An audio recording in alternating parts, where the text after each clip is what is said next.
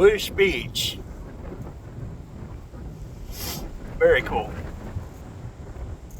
And the Cullens don't come here. I'm sorry, I can't stop. This is too much fun. And I hooked up with old Jake, and he got old Zeke squared away, tightened his chain. We're back in business.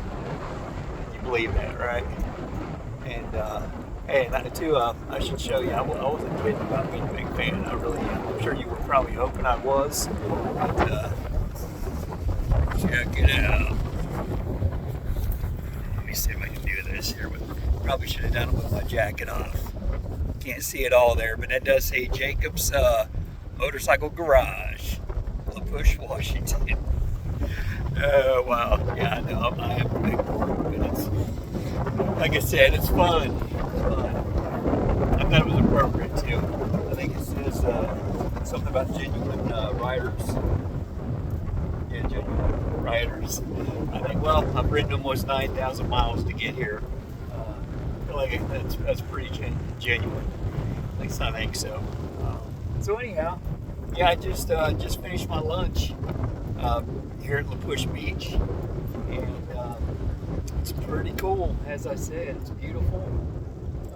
It's chilly again. It's chilly and it's windy, which, you know, I've been saying all along. I almost feel like here in the Pacific it is all the time, and I'm sure it's not all the time, but it sure seems like it is as far as my experience has been.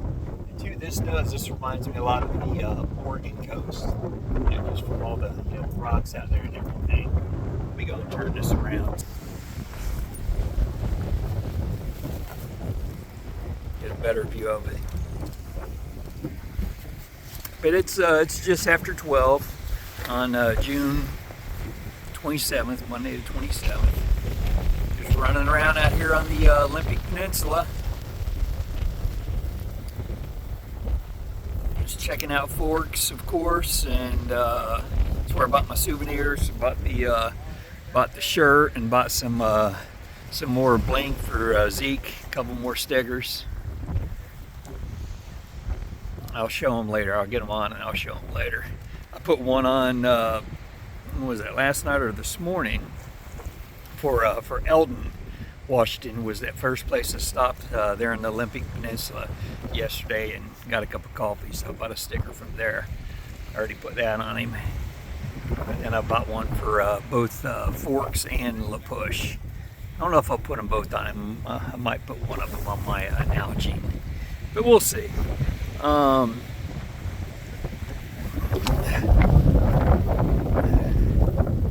After this, I guess I'm gonna head over to the Hoh rainforest.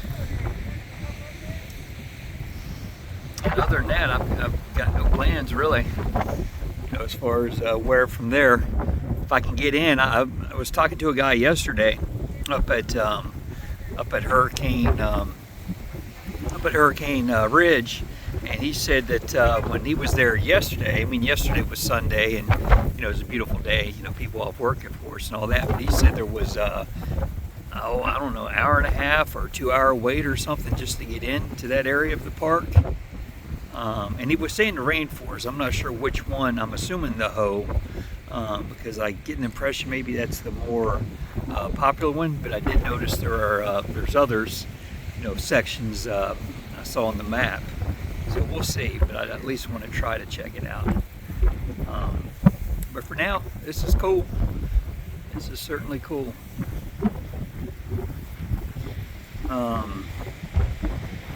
Hey, you know, too, I don't know if I mentioned it yesterday in my video. I know the first one I did, but again, when I had to re-record, I don't know if I did, but yeah, the day before on Saturday actually is the first time out of this whole entire adventure that I did not do a video.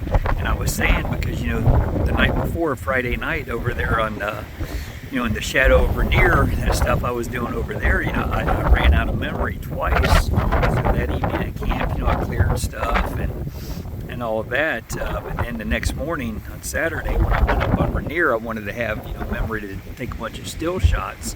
So I didn't chance a video. And then, you know, riding over to what's it called, to Tumwater, that day. Rode over to Tumwater and then spent the rest of the day, like I said, Facebooking and all that. I just didn't bother with a video that night. But I think I pretty well covered the day before, covered that day when I spoke of it in my video yesterday evening. I just wanted to mention that, out of Tuesday tomorrow be 7 weeks I've been on the road, and it's the first time I've not done the video.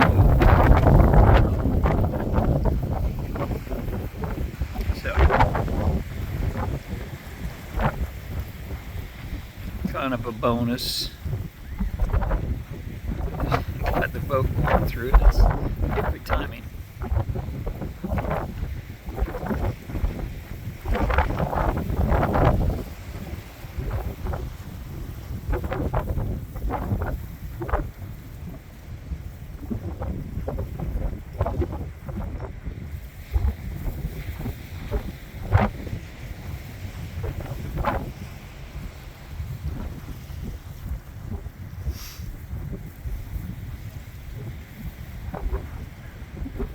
And it's gone.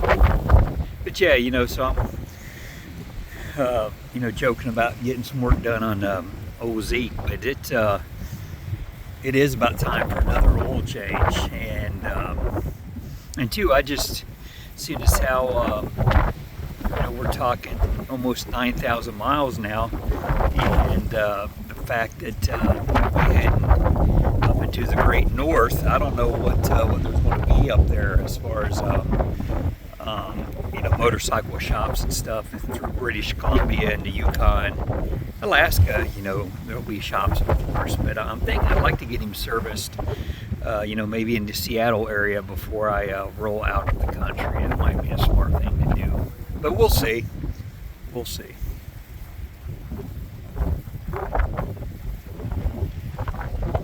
I'd imagine at 10,000 miles, there's, maybe there's a specific, service and going over that that he'll need. I've got the owner's manual with me. I have to check and see what it says.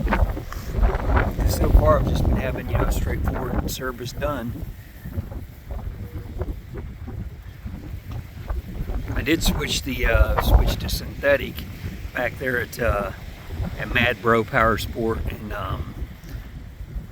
Moab, so Zeke can be run on synthetic from now on. And two, when I met Jim, the guy from is it Taiwan, that the videographer that had lived over there, that had the roll-in film back in Idaho, he said he ran his on nothing but synthetic and talked like it really did better, like it was a smoother ride. And it's one of the things, after hearing that, it's kind of like, it makes me think, it's like, yeah, is he running smoother? Maybe he is. I don't know if that's the whole placebo thing, the power of suggestion, but there's a part of me does make me wonder. I mean, people run synthetic for a reason, pay more for it and all that, so I like to think it's whether I notice the difference or not, I would like to think it's definitely better for him in the long run. So that's enough said. I'm just going to let this run here for a moment, and then God willing, we'll roll out here soon.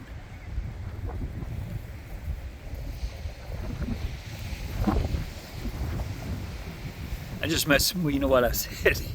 Actually, I do want to mention, I just met some really nice folks when, after I had parked over there, they pulled up at like the same time, a couple from Spain, it turns out. Just nice, friendly people, and I got talking to them. His name's Ruben, her name is Stella, and again, young couple, I'm going to say like in their 30s, and he's a teacher. He's a high school teacher in Seattle, and they've been in the country for 4 years now, living and working on a visa that's good for 5 years. So they've got another year, but it sounds like they really like it here. Just kind of unsure as far as what they'll do, in the future, as far as after they go back to Spain, whether they'll come back to America or not. I guess that's yet to be seen. But anyhow, it was great to meet them. Great talking to them. Like I said, just friendly folks. You can just tell they were just good people. And and it was a pleasure to meet you guys. So I wish you the best in whatever you do, and I'd asked them if this was their first, like their first venture in America, and yeah, this, moving to Seattle, I guess, 4 years ago, he had said he had visited, it sounded like New York, but as far as, actually living here and all of that, this is it. So welcome, and I'm so glad that you enjoy it. It's good to have you all. And again, great to meet you guys.